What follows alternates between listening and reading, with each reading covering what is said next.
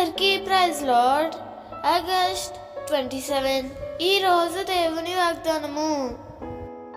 నా యందు మీరును మీ యందు నా మాటలను నిలిచి ఉండిన ఎడల మీకేది ఇష్టమో అడుగుడి, అది మీకు అనుగ్రహింపబడును. యోహాను 15:7. మనకి ఎన్నోసార్లు ఆశలు ఇష్టాలు కలుగుతూ ఉంటాయి కదూ. ప్రతి వ్యక్తిలో ఏదో ఒక ఆశ ఉంటూనే ఉంటుంది.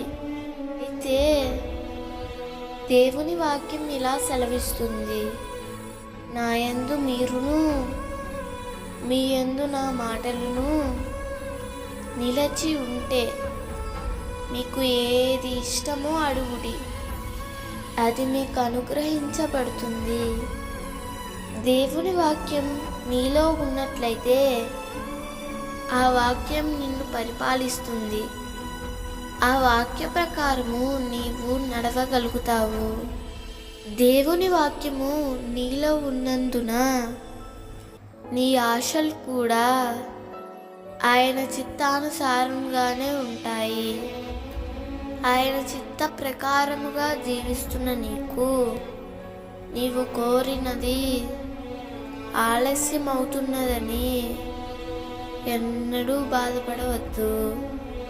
కొంచెం ఆలస్యం అవ్వవచ్చేమో కానీ ప్రభు తప్పకుండా నీకు సహాయం చేస్తాడు. దేవుని చిత్త ప్రకారం అడుగుతున్న ప్రతిదీ క్రీస్తులో నీవు అనుభవిస్తావు.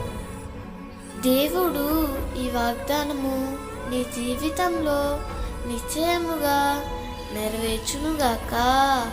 ఆమేన్.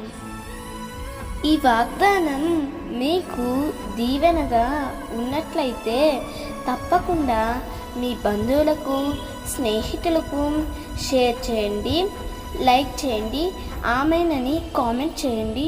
ప్రభు పనిలో పాలుభాగస్తులు కండి.